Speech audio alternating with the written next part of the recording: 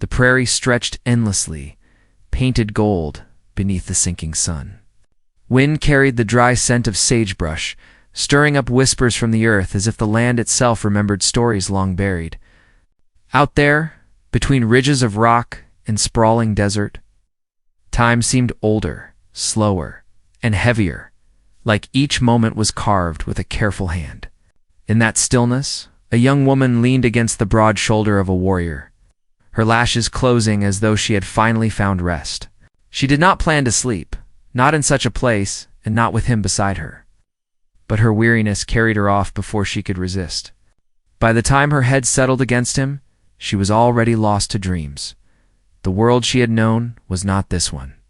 She had grown among wooden fences and weathered porches, where lanterns glowed faintly at dusk and families huddled near stoves for warmth. Her days were filled with the sound of wagons and the scratch of tools against earth. Yet fate had carried her beyond that world further west, further into the raw heart of the frontier.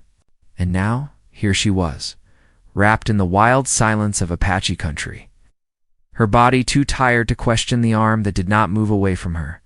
The warrior sat still, his profile hard against the fading light, a feather trailing from his dark hair. He was unreadable, though his presence was steady, unyielding, like the mesas that watched over the valley. To an outsider, his people lived by a rhythm of their own. Horses gathered in the distance, fires built low, elders speaking in the tongue of the ancestors. But to him, every sound was a thread in a much larger fabric woven by the earth, by the stars, and by blood that carried memory. Tonight, the tribe had gathered in the canyon below, voices rising softly like prayer. Yet his eyes remained on the horizon, as though searching for something he alone could see. The woman at his side was not one of them, not yet. Her dress told the story of another place. Her hands bore the marks of another life. Still, the desert had its way of binding strangers closer than kin, and perhaps that was why he did not move when she leaned upon him. She stirred in her sleep, murmuring faintly, though her words belonged to no tongue he knew. He did not wake her. Instead, he sat with the weight of her trust, heavy in its silence. Among his people, trust was not easily given, nor lightly received. And yet here it was, fragile as bird's breath resting on his shoulder. The fire down in the canyon crackled, and shadows began to rise along the ridges. The night carried questions, but no answers. The girl's journey to this moment had not been simple. She had left behind familiar faces and familiar rules, thinking the world beyond would be kinder. She had not expected hunger to gnaw at her bones, or the loneliness of open land that stretched without end. She had not expected to be carried into the circle of the Apache, where eyes followed her with both curiosity and caution. Every gesture, every word spoken around her seemed filled with meaning she did not understand. Yet here she was, carried further still by a path she could not turn from. When she finally woke, it was not the same sun that greeted her. Instead of open desert and fading twilight, she found herself beneath the cool shade of hides strung carefully between poles. The scent of smoke and herbs lingered in the air. Around her, the soft murmur of voices told her she was not alone. Confusion tightened in her chest. For the last thing she remembered was resting against the warrior's shoulder, her heart slow and heavy with sleep. Now, the weight on her finger was the first thing she noticed. Simple band, carved with care that she did not recall ever receiving. Her breath caught. The warrior stood nearby, tall and solemn, his eyes watching her not with cruelty, but with a gravity she could not look away from. The voices around them grew quieter, as if all waited for her to rise. She did not understand their words, but she understood their intent. Her hand trembled as she touched the band again. The realization pressed down on her with the force of thunder. Somewhere between the fading sun and the rising dawn, something had changed.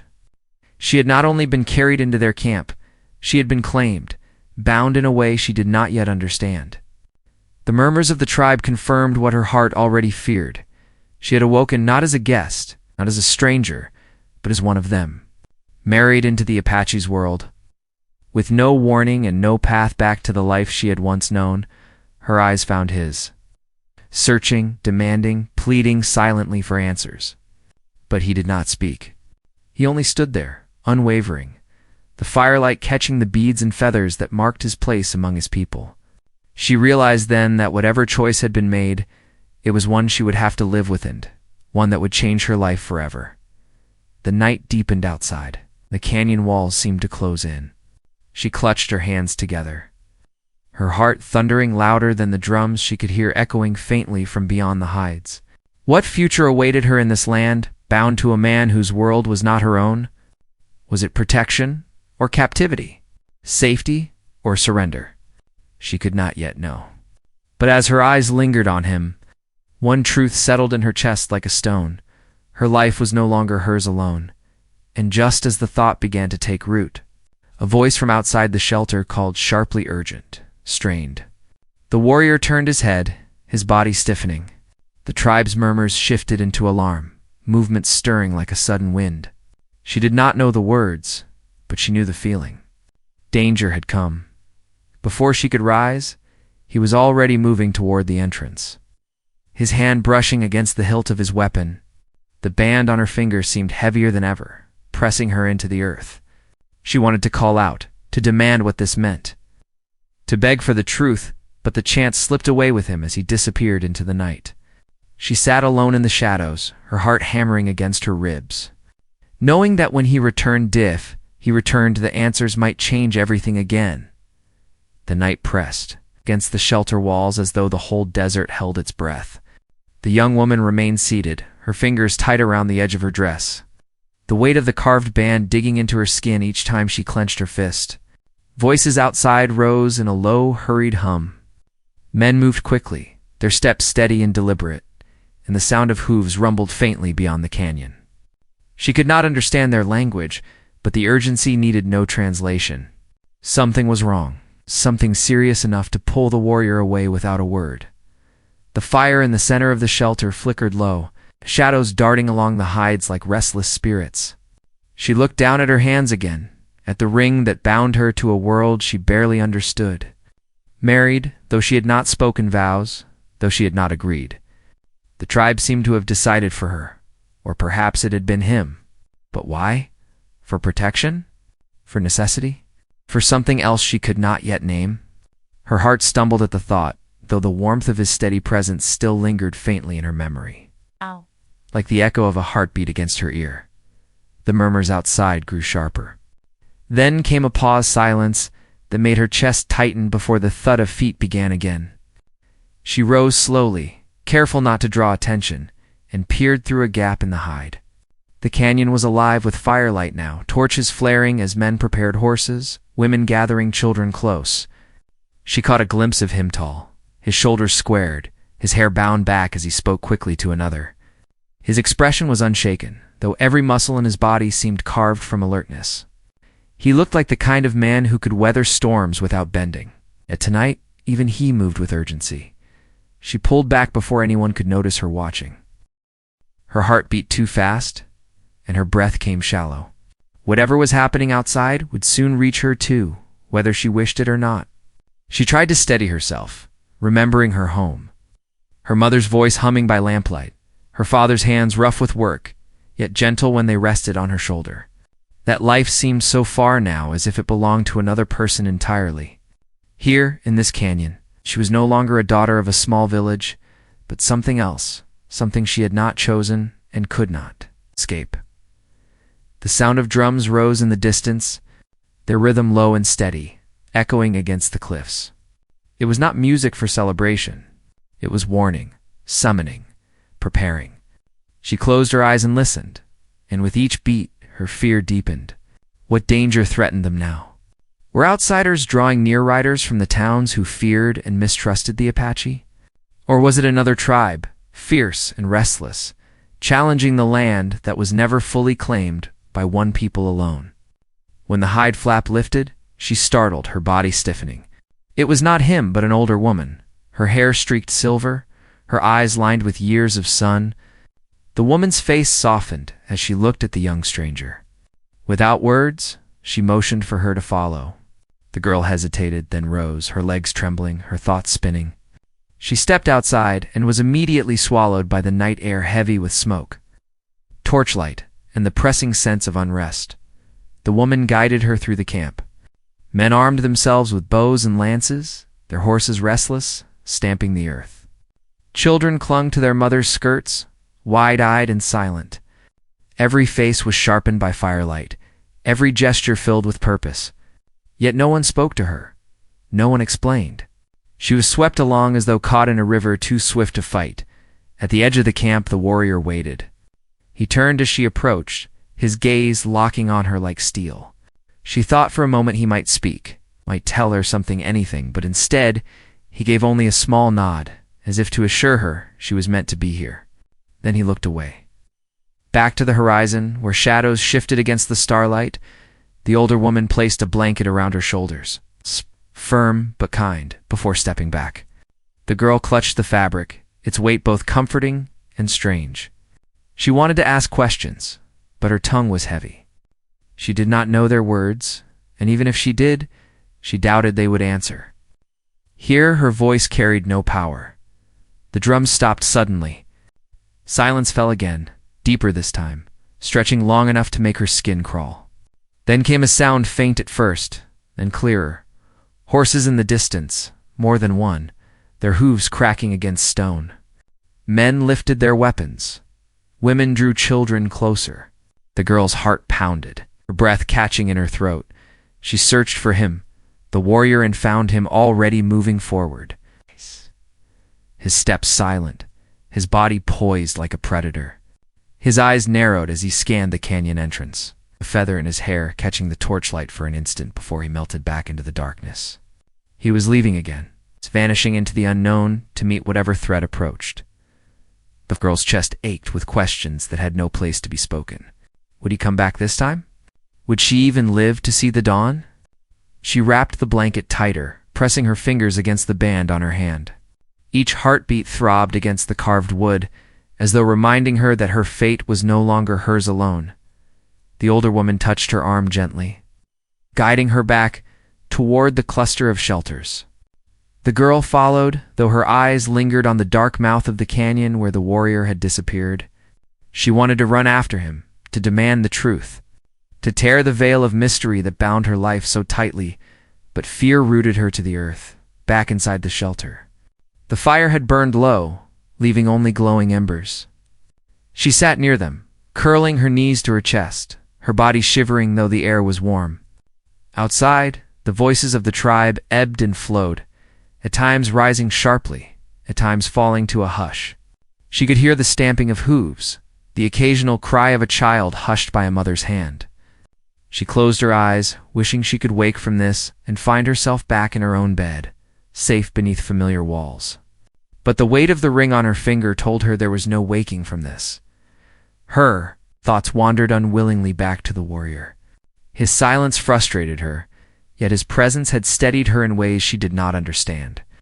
When she had leaned against him by the sunset, there had been no fear, only a strange calm. But now, knowing she had been bound to him in marriage without choice, without words, her chest tightened with both dread and confusion. Who was he truly? A protector? A captor? Or both at once? The night stretched on, heavy with suspense. Every sound outside seemed sharper, every shadow deeper. She pressed her forehead to her knees and listened to the fire crackle softly, each spark rising and fading like a fleeting thought. She wanted to cry, but the tears would not come. Something stronger than fear held her still, a stubborn thread of will that refused to break. No matter how lost she felt, she did not know how long she sat there, but when footsteps returned, her head snapped up. The flap lifted, and he entered, his figure filling the space. His chest rose and fell steadily, though his eyes carried the weight of what he had seen. He looked at her long, unwavering, unreadable. For a moment, she thought he might speak. She wanted him to, desperately. But instead, he only reached into the pouch at his side and placed something near the firelight, a fragment of cloth, torn and dirt-streaked, marked by a symbol she did not recognize. His gaze lingered on it before lifting back to hers. No words passed between them, yet the message was clear. Whoever had come to the canyon tonight, they had left a sign. A warning. She shivered, clutching the blanket tighter. The ring on her hand felt heavier than ever. She realized then that whatever life she had thought she might find among the Apache weather peace or protection was already unraveling. A storm was coming, and she was bound to it, bound to him, with no escape. The fire cracked softly, but outside the night carried no peace. The girl's heart echoed the silence between them, louder than words, beating with the certainty that everything was about to change. Again, the firelight flickered over the torn cloth the warrior had placed on the ground, its edges frayed and dust-stained, its strange marking dark against the pale fabric. The young woman stared at it, her pulse quickening, though she did not know what it meant. Something in the warrior's eyes told her enough that this was not just a scrap, but a sign. A warning left behind by someone who meant harm. She wrapped the blanket tighter around her shoulders, wishing she could ask him what danger lay beyond the canyon walls. But his silence left her adrift in questions. He sat down across from her, his posture steady, but his gaze remained locked on the cloth as if it held more weight than words could carry. The fire snapped softly and shadows played across his features, making him look both older and younger at once. She wondered what thoughts moved behind his silence. Did he worry for his people? For her? Or was she simply a piece of circumstance, tied to him by the will of his tribe and nothing more? Outside, voices rose again, men speaking in low tones, the occasional sound of horses restless in the dark. She leaned toward the fire, trying to draw comfort from its glow, but her mind churned. If the tribe was in danger, then so was she. And yet she did not even know who their enemy was. Settlers from the towns who saw the Apache as a threat. Soldiers from the forts that dotted the frontier, determined to break the tribe's spirit. Or perhaps another tribe, staking claim to the canyon and the scarce water it held. Every possibility tightened her chest with fear. As the night wore on, sleep would not come. She shifted on the blanket, her eyes heavy, but her thoughts unwilling to rest. At last, she saw him rise, his tall figure moving toward the flap. He hesitated for the briefest moment, his eyes brushing hers. It was not tenderness, but it was not cruelty, either something heavier, as though he carried her fate with his own. Then he stepped outside, leaving her again with the silence of the fire. Hours passed before dawn finally crept into the canyon.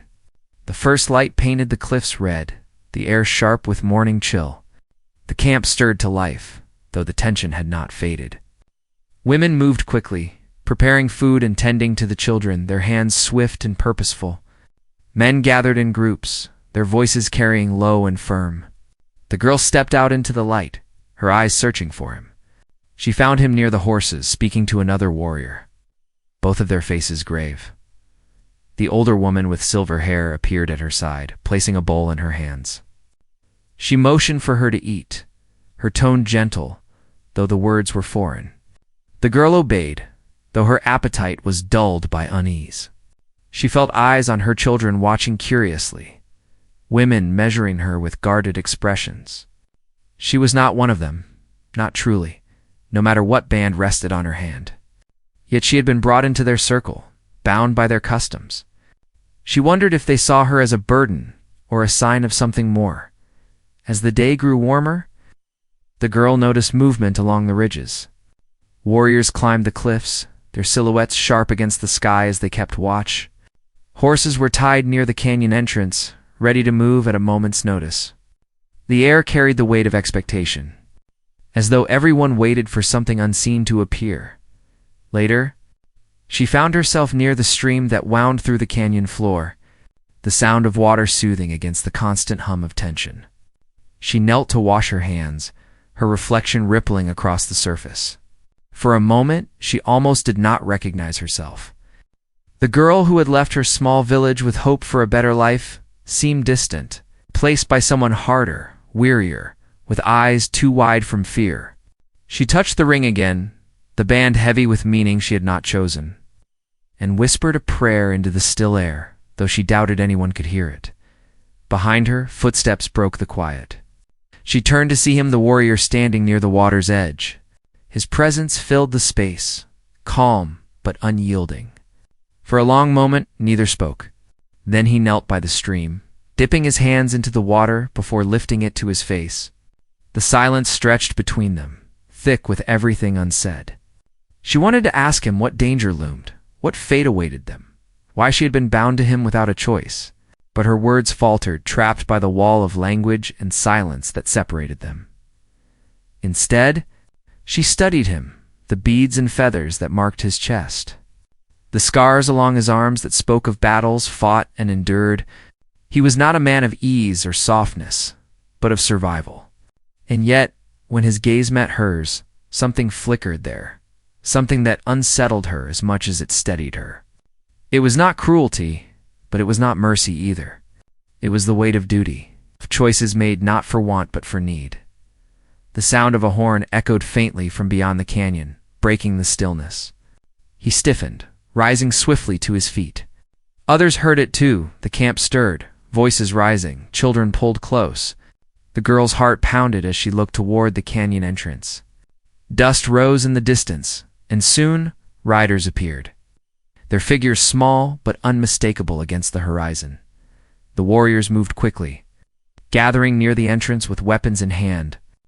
The girl was pulled back by the older woman, shielded behind the shelters. She clutched the blanket, her breath sharp, her eyes wide as she watched. The riders drew closer, their horses kicking up earth, the glint of rifles catching the sun. They were not Apache. She recognized the hats, the coat settlers or soldiers, men from the world she had once known. But their faces were hard, their intent clear. The warriors stood their ground, silent but firm. The leader of the riders raised a hand, calling out words she could understand. His voice carried sharp across the canyon.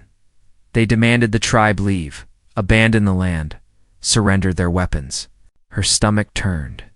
She knew too well the fear these men carried of the Apache, the hatred that often followed it.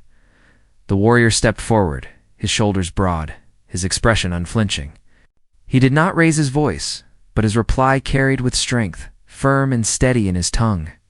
The men on horseback did not understand, or perhaps they did not care. Their leader's face twisted and rifles lifted into place. The girl's heart stopped. For a moment, the canyon held nothing but silence, the air heavy with the weight of what was about to come. Then the riders pulled back, their horses restless, dust swirling around them.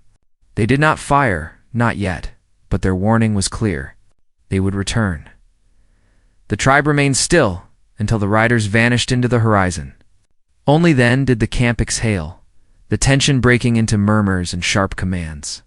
The warrior lingered at the canyon entrance, his gaze fixed on the distance, his hand resting near his weapon. The girl sank to the ground, her body trembling. The conflict she had feared was no longer a shadow. It was real, pressing at the edge of the canyon, threatening to swallow her along with the tribe she had unwillingly become part of. She pressed her hand to her chest, the band heavy against her skin. She realized then that she could not run back to the life she had lost, because even if she tried, the same men who threatened the tribe would see her as nothing. More than a woman who had lived among the Apache. The older woman touched her shoulder gently, grounding her. The girl looked up, her eyes burning. Around her, the tribe moved with urgency, preparing for what was to come. She felt the weight of their fear, their strength, their determination. And though she did not belong, she was bound to them now by ring, no by circumstance, by fate. That night, the fires burned brighter, the drums louder. The girl sat near the flames, her thoughts restless, her heart torn between fear and a strange, reluctant bond. The warrior moved among his people, silent but steady, his presence a pillar amid the storm. She watched him, trying to understand the man who held her fate in his hands. But as the night deepened, one truth grew clearer. The real battle was only beginning, and she was no longer a bystander. Whether she wished it or not, the conflict of the frontier, the clash between settlers and Apache, between survival and surrender was hers as well. And as the drums echoed into the night, she wondered if she would live to see how it ended. The fires burned late into the night, their smoke rising into the cold air, as if carrying the tribe's fears upward to the stars. The young woman sat close to the flames, her knees drawn against her chest. blanket wrapped tight around her shoulders. The memory of the riders haunted her, the way their rifles had glinted in the sun, the cold set of their leader's face. She could still hear his words ringing in her ears: leave, surrender, abandon. She knew enough of the world beyond these canyons to understand what such threats meant. They would not be satisfied until they had taken everything around her. The people moved with a quiet urgency, preparing supplies, sharpening weapons, checking the horses. The rhythm of their lives had shifted. No longer was there the sound of laughter or the calm flow of work. Now every movement was marked with tension, with the knowledge that danger pressed close. She tried to steady herself, but the weight of her place among them made her chest tight. She was bound here, whether she belonged or not, and whatever storm came, she would be caught in its center. The warrior moved through the camp with the same steady presence as before, his silence speaking louder than words. He paused at the fire, his gaze finding hers for a moment. His eyes were hard, but there was something beneath the surface, a flicker of thought, of burden. She wanted to ask him what lay ahead, what choices he faced, but her voice would not rise. The distance between them was not only of language, but of worlds.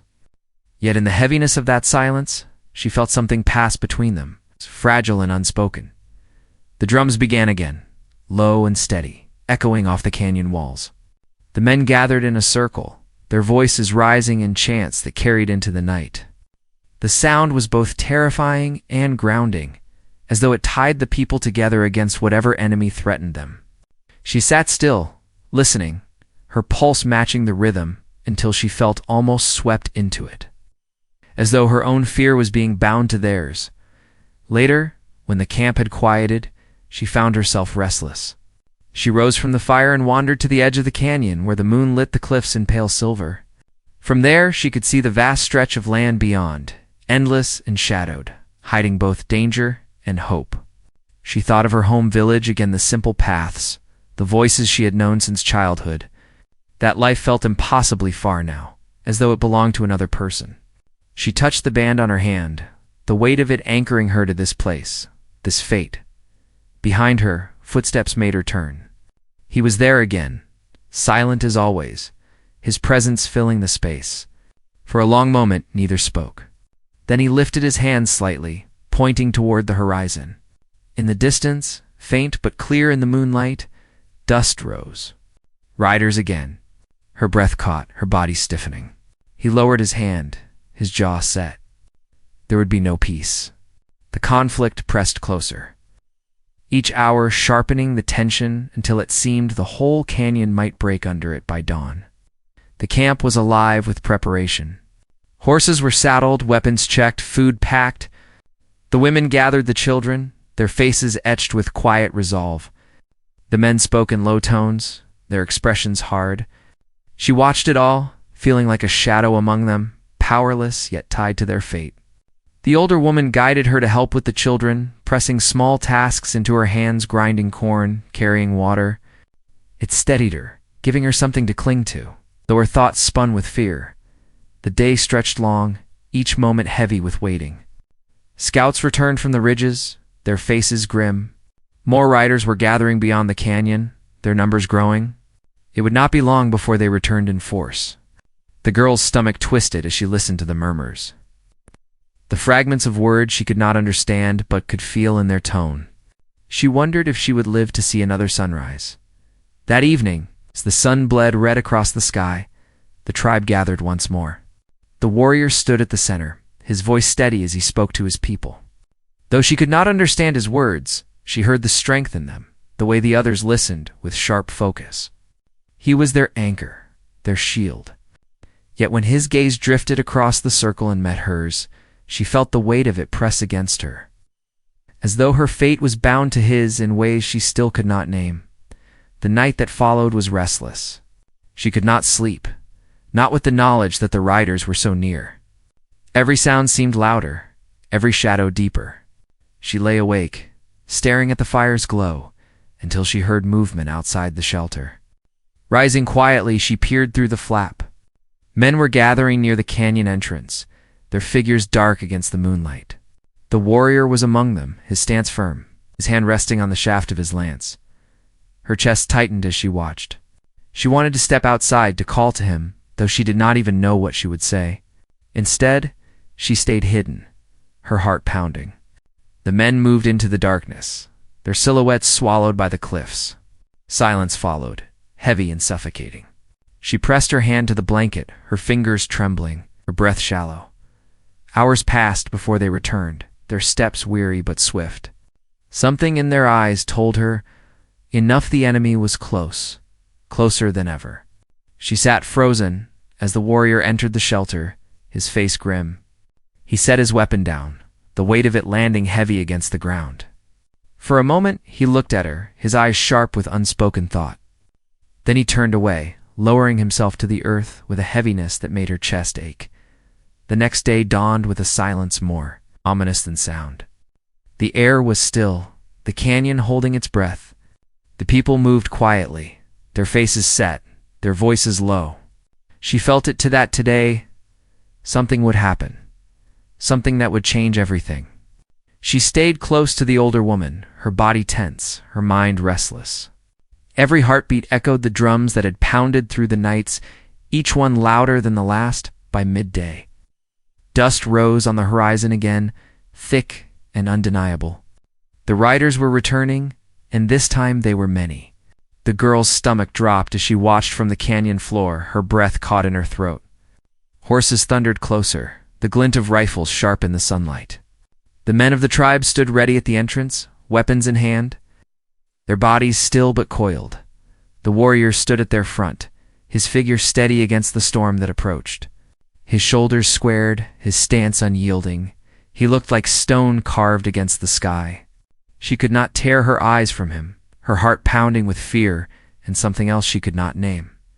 The riders halted just beyond the canyon mouth, their leader raising his hand again. His voice carried across the distance, harsh and sharp, demanding surrender. The warriors gave no reply. The silence stretched, heavy as iron. The girl clutched the blanket tighter, her fingers trembling. She felt the whole world balanced on the edge of that silence, waiting for the first sound that would break it. A bird cried overhead, its wings slicing the air. The sound seemed to shatter the moment. The leader of the riders lowered his hand, rifles lifting into place. The warriors raised their weapons in answer, their bodies tense, their eyes fixed forward. The canyon pulsed with a single heartbeat. Every soul inside caught in the breath before the storm. The girl could not breathe. She pressed her hand against the band on her finger, its weight anchoring her as the world narrowed to this single instant.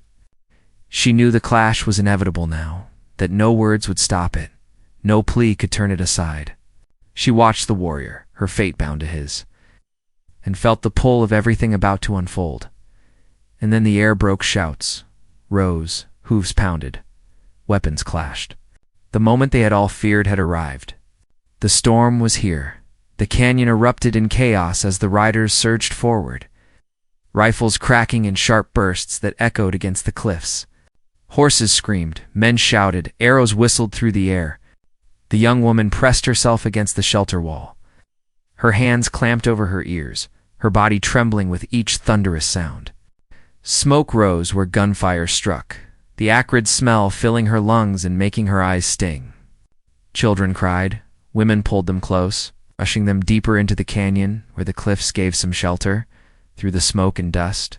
She caught sight of him, the warrior, moving like a shadow among the chaos. His stance was firm, each step measured, his weapon steady as he struck back against the advancing riders. He seemed unshaken, even as the ground shook around him, as though the storm could not touch him. Her heart pounded wildly as she watched, torn between terror and an unexplainable pull toward him. The band on her hand pressed into her skin, as though it, too, felt the weight of the moment. The battle raged on, neither side yielding. The tribe fought with a desperate resolve. Knowing that surrender meant more than loss of land, it meant loss of life, loss of everything. The riders pressed harder, their rifles loud, their shouts filled with anger. The girl huddled with the others, clutching the blanket around her shoulders, her breath sharp with fear. She longed to close her eyes, to shut out the noise, but something held her gaze open, fixed on the figure of the warrior as he moved through the storm. At last the riders began to falter. The canyon walls worked against them, their horses stumbling over the uneven ground, their formation broken. The warriors pressed forward with fierce strength, their cries rising like thunder. The young woman's chest tightened as she realized the tide was shifting. What had seemed impossible hours before was now becoming real. The tribe was pushing the enemy back. Then, amid the dust, she saw one of the riders break through. His rifle raised, his horse charging straight toward the warrior. Her throat caught in a cry that never left her lips. In that instant, she felt the full weight of fear, not just for herself, but for him. For the man who had carried her fate silently and firmly since the moment she had entered this canyon. The clash came sudden and violent. The rider's shot cracking through the air. The warrior staggered but did not fall, his weapon striking with unyielding force, sending the rider tumbling to the ground. Dust rose around them, the sound of hooves and cries mingling with the fading crack of rifles. The girl's body shook with relief and terror all at once. Slowly, as the sun dipped lower, the battle thinned. The riders, bloodied and broken, began to retreat, their shouts fading as they fled back across the open land. The warriors stood tall at the canyon's mouth, their bodies bruised but unbroken. The echoes of the fight lingered in the cliffs, carried on the wind like the memory of thunder. The young woman stumbled out from the shelter, her legs weak beneath her. The camp was filled with smoke and dust, the cries of the wounded mixing with the soft sounds of comfort offered by others. She searched desperately until her eyes found him. He stood still, his chest rising heavily, his eyes fixed on the horizon where the riders had vanished. Blood streaked his arm, but he was alive. Their gazes met. And for the first time, he stepped toward her with something more than silence. His hand brushed lightly against hers, steadying her trembling fingers. No words passed between them, yet she felt the weight of everything in that touch, the danger they had faced, the unspoken bond that had grown, the fate they now shared, not by choice, but by survival. In the days that followed, the canyon grew quiet again. The tribe tended their wounded, buried their dead, and repaired what had been broken. The children laughed softly once more, though the echo of fear still lingered in their eyes. The girl moved among them, helping where she could, carrying water, comforting the little ones. Though she was still a stranger, no longer did she feel entirely apart. The women who had once measured her with wary glances now accepted her presence, their nods gentler, their voices softer when they spoke around her. She thought often of her village, of the life she had lost. But as she sat by the fire at night, watching the flames dance and listening to the hum of voices around her, began to understand that her path had shifted. The ring on her hand was more than a symbol now. It was a thread binding her not only to the warrior, but to the people who had fought fiercely for their land, their families, their survival. One evening, as the stars spread wide above the canyon, the warrior sat beside her. He remained quiet, his presence calm but steady. She wanted to speak, to thank him, to ask the questions that still lingered in her heart. But she held her silence, letting the moment rest between them. He reached for the fire, adding another piece of wood, the sparks rising into the night. His eyes met hers, and for the first time, she felt no fear in that gaze. Instead, she felt something stronger, something that steadied her more than words could. The conflict beyond the canyon had not ended. She knew the riders would return someday, that the world outside still pressed against these cliffs with its hunger and fear. But she also knew she was no longer the same girl who had drifted westward, searching for something she could not name. She had endured fear, uncertainty, and loss, and in the midst of it, she had found a strange, unexpected strength. The warrior rose and offered his hand, and after a moment's hesitation, she took it. Together they stood at the edge of the canyon, looking out at the vast land stretching beyond. The wind carried the scent of dust and sage, the whisper of a future still uncertain, yet in that moment she felt something close to peace. Her journey had not been one she would have chosen, but it had carried her here, to this place, to these people. And though the road ahead would be filled with struggle, she understood now that survival was not only about enduring, it was about finding meaning even in the harshest storms. About standing beside others when the world pressed hardest against you, as dawn touched the cliffs with gold. The young woman closed her eyes, the warmth of the rising sun brushing her skin. The band on her hand was no longer a burden, but a reminder, a symbol of change, of resilience, of a life reshaped by the unknown. She breathed deeply, letting the air fill her chest. And for the first time since she had entered the canyon, she felt whole. The warrior stood beside her, silent as always. Yet his presence spoke more than words ever could. Together, they turned back toward the camp, the fires still glowing, the voices of the tribe rising gently into the morning. The canyon, scarred but unbroken, held them close, a place of struggle and survival, but also of belonging. And as she stepped forward, she knew her story had found its end, not in return to the life she had lost, but in the strength she had discovered here, in the land, in the people, and in herself.